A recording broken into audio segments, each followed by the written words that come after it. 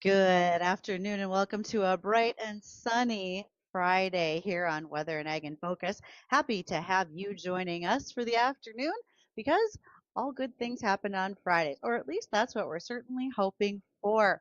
Excited to see some sunshine, some warmer temperatures, but holy cow, we could bring that wind down just a few notches out there.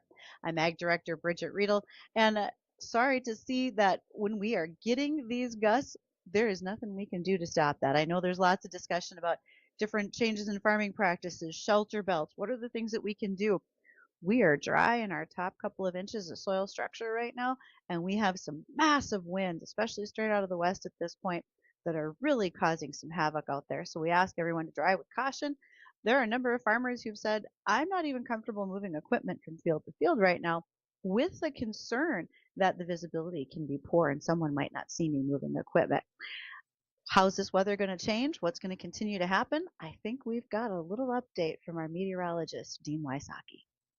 Bridgette, we are looking at another windy day out there. Not quite as windy as yesterday, where we had wind gusts topping out at 60 miles an hour with a lot of reduced visibility with the blowing dust and blowing dirt. We'll still see some of that today, and we'll have winds continuing to blow out of the west at about 20 to 40 and gusty. Temps should top out pretty close to 80 today. And then tonight, clear skies. Winds will lighten up out of the west at 10 to 15 and lows into the mid to upper 40s. And the pick day of the weekend looks to be Saturday. Sunshine and a northwest wind at about 5 to 15 and highs in the mid 70s. A beautiful, beautiful day on Saturday. But Sunday, we will see rain overspread the area as we head into the morning hours. And that rain will continue all day long. Could see an embedded rumble of thunder with that, with highs in the mid 60s. And then we'll continue the rain on Monday with highs dropping off into the upper 50s and then low 50s for highs. That's it. As we head into Tuesday, could see a little patchy frost Tuesday night. And then we rapidly warm up. By the end of next week, we're back up into the 70s. Now, how much rain are we expecting across the area? The model runs this morning into the early afternoon are still indicating, about an inch to an inch and a quarter widespread across much of the area. And again, that's over Sunday and into Monday. So some beneficial moisture. And again, it looks like everybody is going to get in on some widespread rainfall across the area. Well, as we wait to see what shows up for the weekend and how that all pans out, there's some other things that we might want to make sure we keep our eye on. And one way you can do that is by tuning in with our Lighthouse Commodities live stream. That is on Facebook, YouTube, and Acres TV. You can see what's going on and see our guests as well. And guests today are going to include Gregg Hansen for Market Uncovered. He is with Hansen Agri Commodities. Additionally, later in our hour, we will be joined by North Dakota Ag Commissioner Doug Goehring as we continue to celebrate not only America's 250, but North Dakota's agricultural part of the U.S.'s year-long celebration. Questions throughout the show today? Give me a call. The JLA Insurance phone line is 701 293 9000, brought to us by JLA Insurance. Nate Thorsrud, he's a farmer himself. He knows what's going on in the crop insurance world. He's happy to take your calls. And we know that you can also send those emails to me, ag@flagfamily.com today. Glad to take them. Maybe you've got some questions you need me to answer. Also, those flags will be flying high in this wind, unfortunately. They're the ones that we handed out with Landmark Companies. Did that last week with Blake Sunday of Landmark Company as we went out to see farmers in Western Cass County or Eastern Barnes County as we made sure that their equipment looks sharp as U.S. flags fly high. If you're interested in being part of the Flag the Farmer program, you can still use that email address for me, ag@flagfamily.com. Financial advisor is letting farmers know that you might be able to get financing for farm expenses without even going to a bank. Now, the key here is a properly set up whole life insurance policy, not universal life, not variable, not index universal, a whole life policy with the dividend paying company structuring it correctly so you would have immediate access to cash. You can be borrowing against the cash value of the policy for farm expense, and that offers a more flexible payback. And if the policyholder may pass away, the insurance pays the death benefit minus the loan. Otherwise, You would have maybe had a term policy for $1 million, and the bank would still want you to use that money to pay down or pay off debt. Now, in this instance, with using the whole life insurance policy, it gives the farm more control and the flexibility to pay back whenever they want without penalty. Not a big deal. The insurance company does not care because guess what? They know that the policyholder is going to pass away. That's a certainty. And so they know they're going to get the loan repaid upon the death of that individual. So it doesn't matter if it's today or 50 years from now. This tip comes out of a book called Farming Without the Bank, and that was written by the author's name here. Hold on, I almost lost it. Mary Jo Ehrman. And she said farmers often must change how they think about and how they receive their money when it comes to improving their farm finances for building generational wealth. Again, if you're interested in taking some of those tips and looking back at it, it's called Farming Without the Bank, and that's written by Mary Jo Ehrman. Americans are consuming, on average, 274 eggs per person already this year. That's nearly a 6% increase from 2025. Egg prices have settled into a much more normal pattern following shortages that were not only connected to bird flu, but so many other reasons at the time. Now, as protein prices are climbing, eggs are moving from a breakfast tradition to pretty much every other course on the table. The American dinner plate has really had a simple formula for many years: meat, three sides. Eggs were always just thought of as a breakfast item. But as people are seeking out more protein in their diets, eggs are certainly a clear alternative to what might be considered more expensive when you're looking at beef. Eggs is versatile, a snack, center of the plate type item, and more folks are indeed enjoying eggs in a variety of ways. Last year, despite those higher prices, even in France, they were eating a record 237 eggs per person. And while the US hasn't topped our pre pandemic demand for eggs, the number of eggs eaten is certainly going to continue to jump. Who's giving the biggest increase? Generation X adults. 66% of them are said to be currently following a high protein diet that's truly including eggs. So, while the aftermath of bird flu has sent egg prices skyrocketing in recent years from that $6 to $10 a dozen range, and that was out of control, things are much more reasonable. We've had about a 27% decline in egg prices as of late. We all know beef prices are still staying up for the time being. And when it comes to per gram prices for protein. I hope I said that clearly enough. When you're doing a comparison on the per gram basis, eggs are certainly still very affordable and much better to be using. So, egg-based protein costs are roughly 60% less per gram than a ground beef protein for the year 2026. And under current FDA guidelines, most people in the US should consume approximately 50 grams of protein per day. So keep that in mind. Also, keeping in mind that we have next the livestock report from the American Ag Network, and that'll be followed by Market Uncovered with Gregg Hansen of Hansen Agri Commodities. I think we've got a lot of big topics to cover with Gregg today. We've had a U.S. crop report. President Trump has been in China, and I saw a headline that I can't wait until I'm able to pose it to Gregg. And that headline is actually U.S. expecting double-digit billions in Chinese farm purchases. Let's find out if that's actually going to come to fruition when we talk with Gregg when we return.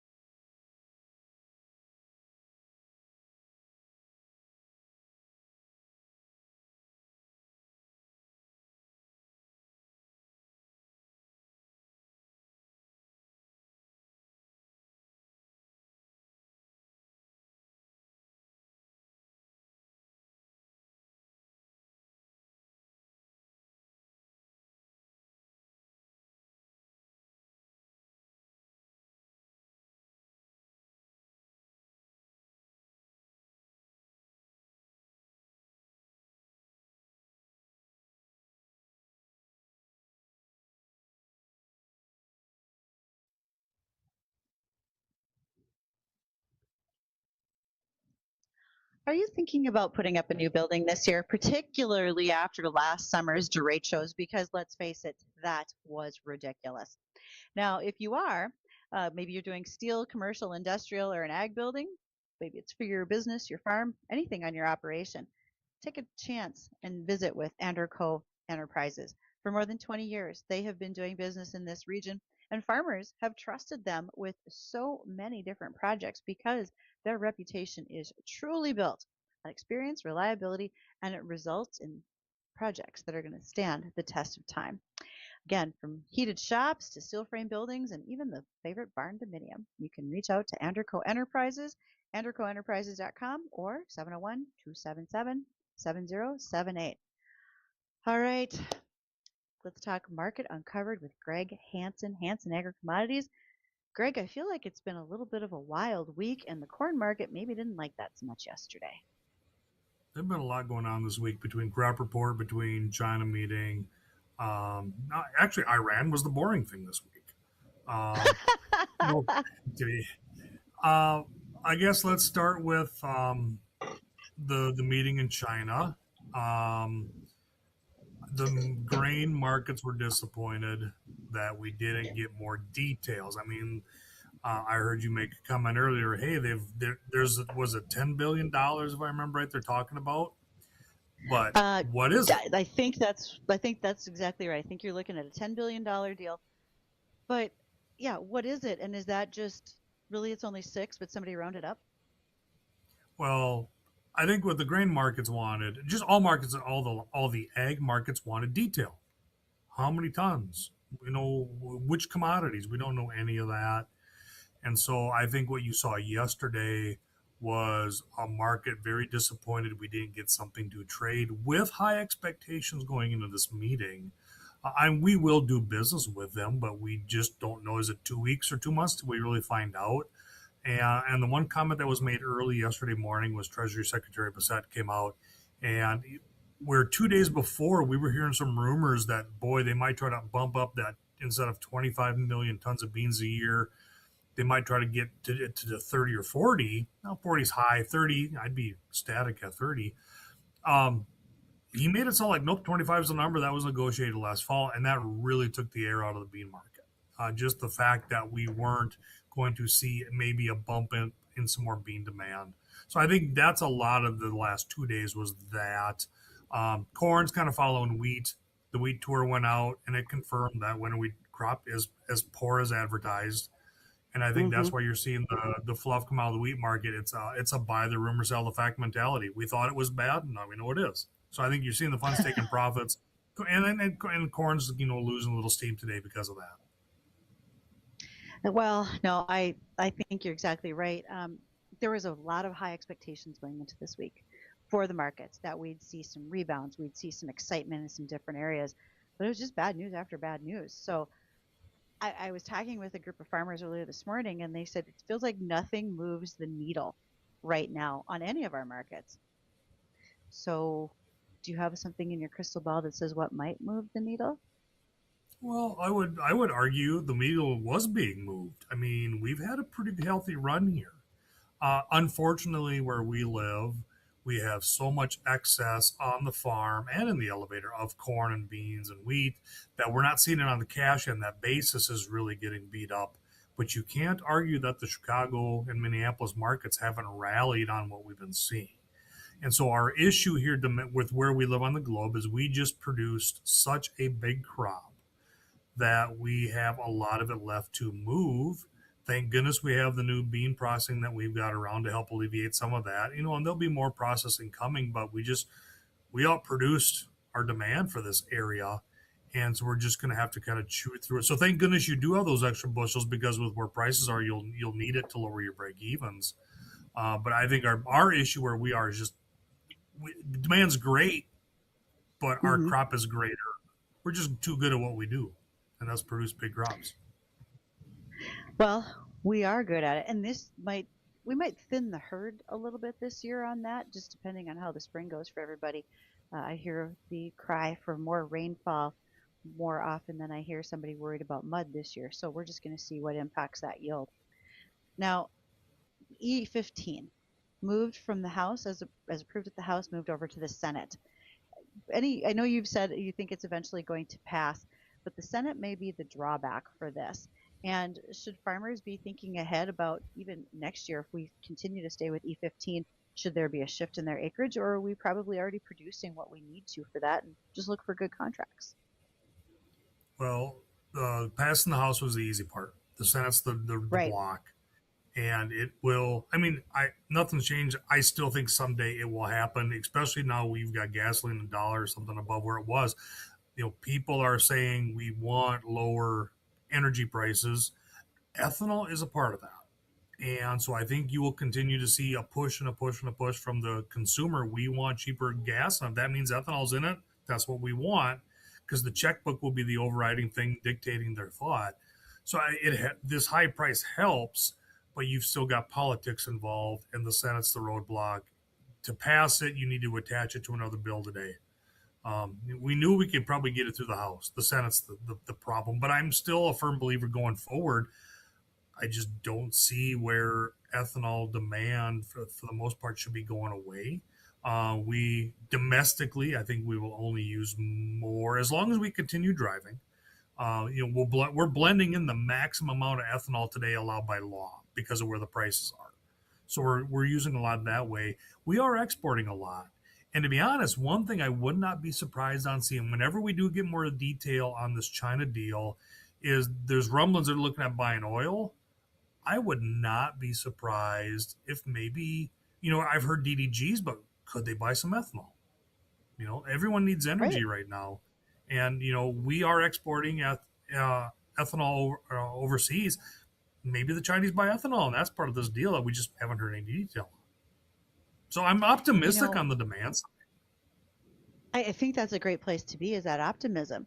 My next question might be this, in the fact that how do if we have that pass through the Senate, if I'm feeling pretty positive about it, then is that more of an open door for the soybean growers to be able to work and get more soy biodiesel out the door, or could it be a hindrance to them? Could that go either way? What I'm hearing right now is that the bean grower group is looking at it as a hindrance. And so, usually, whether it's just renewables are walking hand in hand trying to help each other out, not so much on this one, is kind of the Okay. rumbling I'm hearing. Now, I would Okay. argue Well, more renewable for everybody is good for everybody. The more you get people used to using renewables, the more they'll continue to use it. So, if it's good for mhm. one in the long run, it should be good for the other one. But that's not necessarily the stance I hear that the American Soybean Association's taken today. Well, and when you think about those renewables, one of those new names in the area is camelina. And I know that right now Cargill's trying to get more acres of that involved as well. So we may see a little more diversity in that biofuels market than we have before as well. You know, Gregg, I got to tell you, I get responses from people during the week who've tuned in, who've listened to you speak, and they're like, that guy seems to know what he's talking about. Well, folks, if that's the case, it's time for you to call Gregg Hansen and do some business with him down there at Hansen Agri Commodities. Gregg, how can they reach you? Well, like I say, if this market has you a little rattled, give us a call at 507-338-6433. You can always check us out on our Facebook page, Hansen Agri Commodities, or you can check out the webpage at hansen-ag.com. I appreciate your help today, Gregg. You've done a masterful job of sorting through the chaos of the week and the markets of what was happening. And we'll do it again next week, Friday at 1:20 for Market Uncovered with Gregg Hansen, Hansen Agri Commodities. All right. When we return, we'll be joined by North Dakota Ag Commissioner Doug Goehring. We're going to talk about North Dakota's part of America's 250 as we celebrate what's going on in our nation's birthday party this year, as well as agriculture across North Dakota.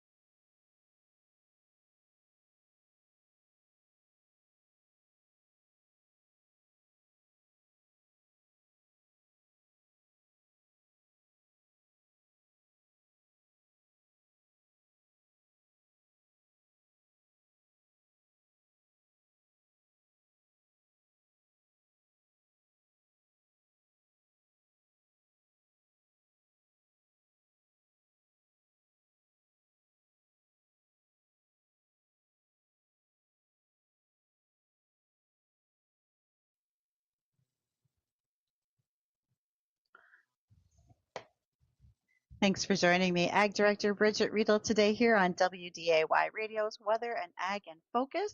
And if you're in the planter, you've got a moment, it's okay, you're not turning around on the end.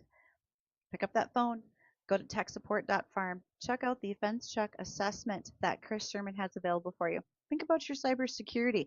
We have seen such a rash of cyber attacks to farms, agribusinesses, and more going on, particularly in your email, scams, fake email addresses, hackers are trying to get in. You don't want to be vulnerable. Again, techsupport.farm. Look at the fence check assessment. Also, for those of you who would be tuning in after 2 o'clock for the Jay Thomas Show, Jay is out today, but they will be rebroadcasting last night's Fargo City Commission debate. That was moderated by our own Steve Hallstrom and Bonnie Amistadi. And then there also was a post-debate show where Jay was recapping all of the discussion. So if you missed last night, you indeed have the opportunity to tune in and pick up what you missed today. Our guest today is a fan favorite, especially for me. We get joined by our North Dakota Ag Commissioner, Doug Goehring. He takes time out of his day not only to try to troubleshoot difficult technology hurdles, but then joins us by phone so we can talk about North Dakota's help to the U.S.'s 250th birthday.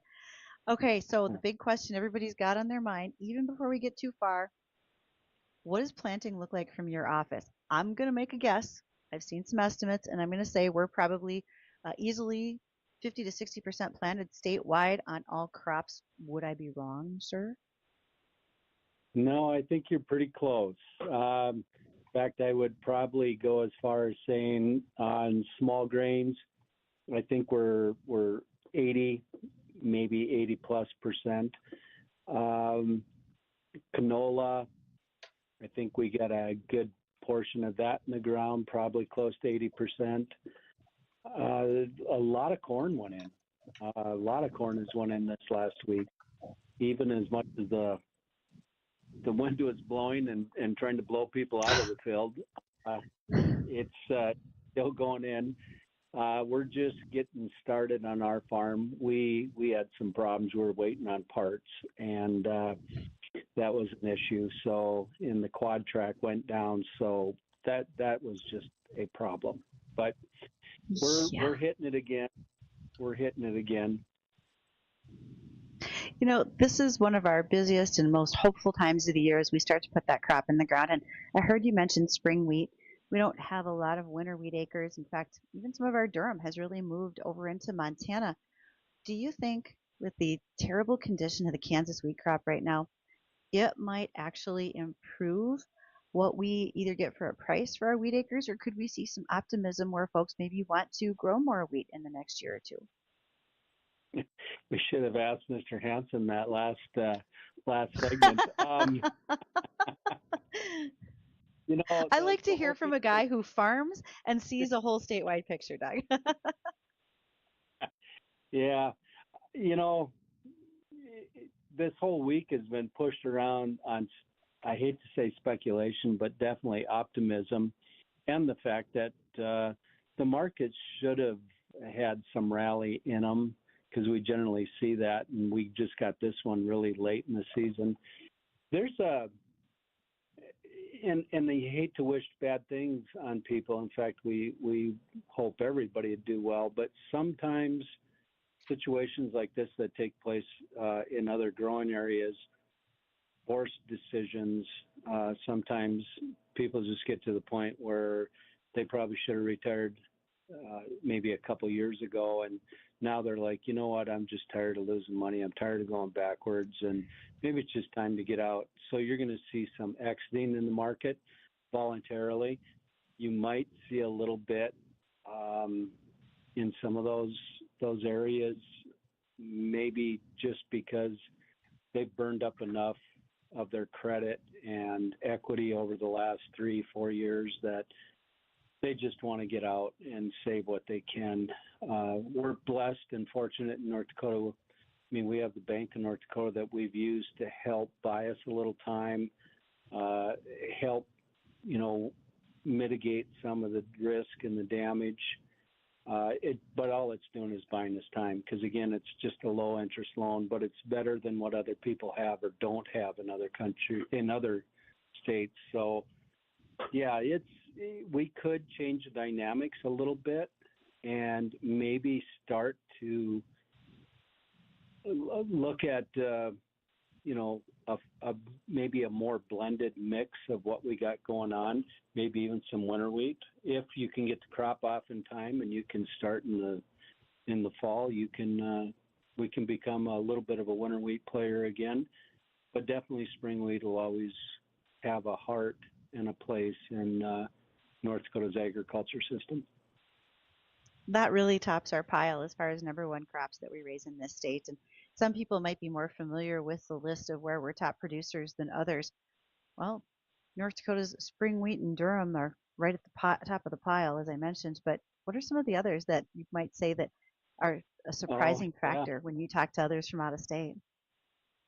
Oh, I think that's last year when I hosted the regional departments of agriculture. In fact, we even brought up some nationals in from across the nation. They were absolutely shocked. I mean, we produce 54 different commodities up here, which is unlike other states in the nation. They may have some fruit and vegetable production in some places, but we got a whole array. We're number one in oats, corn, soybeans. Oats, corn, soybeans we grow up, but flax, canola, sunflowers, dry edible beans, the pintos, navies, blacks. We produce kidney beans, small reds. In fact, we produce 37% of the nation's dry beans. We're number one in the production of lentils and dry peas. Chickpeas are in that category too. We're just not number one. I think we're number two. We also look at potatoes and sugar beets, high value crops. We're number 3 and 4 in the nation. I think that's what's just surprised people when they visit North Dakota or they start to learn more about the agriculture in North Dakota. We rank in 11 crops as the number one producer of, but then we have this whole array of other commodities that we produce on top of. We have our livestock industry with swine, a little bit of poultry. We also have bison. We have farmed elk, farmed deer, and absolutely no one would ever forget about our beef industry. And then we have a dairy industry that is certainly trying to get its feet underneath it here in North Dakota, and it's gaining some momentum and some support. So, we're off and running at the races. As a state, we have a pretty good export market.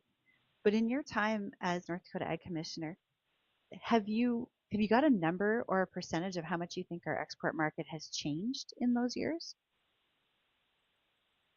Yeah, when I became Ag Commissioner, we made a concerted effort to go out there and expand our footprint in the global market, and that was because of some work I'd done before in international marketing with the U.S. soybean industry.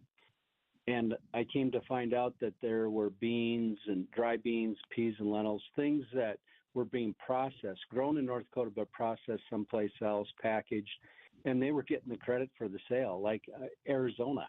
I remember that conversation. This guy is proud to show me that he's buying beans from Arizona. And I said, Arizona does not grow beans. They were North Dakota beans that were packaged. And so, yeah, we made an effort to go out there and try to develop those relationships. And we got 60 food export companies in the state of North Dakota. We have 47 dry bean processing facilities. We have numerous opportunities, and we built on that. And I remember when I wanted to say the number was 57 countries at the time I was aware of that we were doing business with. Now, that's not just food and agricultural products. Some of that's from some of our ag manufacturing. Some of that's we had a belting company. We have export companies that export equipment. around the world, whether it was summers or you have Titan Machinery is very involved with tractors and other tillage equipment that were being exported around the world. But what I've seen, and to date, I believe we're at 171 countries now that we do business around the world. Not every year, but that's the total list that I've seen that we have done business in the last 15 years. So we are getting into places. We continue to make calls like down to Cuba and stuff. Are you guys looking for beans? And there's other reasons why some of that isn't happening, but we have a lot of stuff going on, and we continue to try to push for those free trade agreements so that we can address market access. I really think, this is just a personal thought, that biofuels and renewable energy, we have the opportunity to be poised to be a big part of that here in the state. And you were able to highlight that last summer on your tour with so many of the other state ag commissioners across the U.S. Yeah. Not only that, we have, I think what can be duly noted is that we are exporting ethanol into the global market. And there's places that we're trying to push and develop that even more, like Vietnam is one of those countries. I also recall conversations in Vietnam with some of their buyers and officials that they appreciated and liked the color and the quality of our DDGs that they were purchasing when it came from the Northern Plains or from North Dakota. So that's just another place we can, bank on and try to do more with. One of the issues we do have, though, and it's come in our corn exports, is we grow yellow dent corn versus what South America will do with flint corn. And getting into some of those markets, they would complain about the cracking and the shattering that's going on. Well, you got to dry it down so far so that it can manage in those tropical environments and not start molding, that you end up with some shatter, you end up with some cracking going on, and then they want to pick on the product they're getting. Trying to educate the importer about that starts to create a scenario where they understand better the quality they're getting, but they're also understanding that why some of it is coming the way it is, without just saying, the United States is not sending them good product. And we'll say, listen, look at the quality, look at the kernels. Is there anything that you didn't buy? No, it's all there, except we want every kernel not to be cracked. Well, then we have to change some other dynamics on how we're doing this. So I believe the answer to that is their overly high expectation is going to lead to their premature disappointment. Yeah, exactly. Let's talk reality before we actually make those sales, get it over here, because you're going to love what you get on the backside. You just might be looking at the visual aspect of it and saying, wow, we wanted every kernel to be this way. But those are things that we just need to continue to have conversations about. I think it can be noted, too, that when you look at the soybean industry, the high quality of soybeans we have been challenged in the past because, well, they don't have the same crude protein as they do down south.